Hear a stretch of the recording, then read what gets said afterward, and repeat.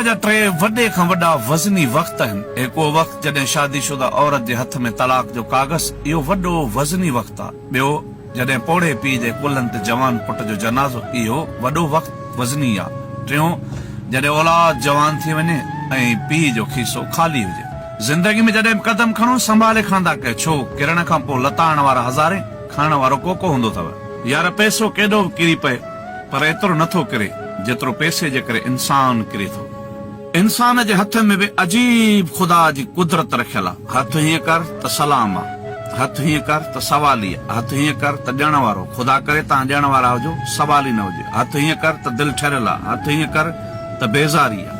दुनिया जो वॾे में वॾो खंजर बि हथ में आहे। जॾहिं मुनाफ़िक दोस्त हथ ॾेई तव्हां सां धोखो करे, इन जहिड़ो को खंजर ई कोन्हे। सचाई आहे त शेयर कजो। महिरबानी। मौला अली अलैहिस्सलाम दा फरमान, जॾहिं बि दोस्तनि सां इख़्तिलाफ़ पैदा थिए ऐं दिलि में उनजा नफ़रत पैदा थिए त पोइ उनजो कयल चङायूं ऐं अहसान यादि कजो। मौला दा फरमान, जिते सचाई, ख़ुलूस ऐं इज़त नज़र अचेव उते दोस्ती जो हथ वधाइजो।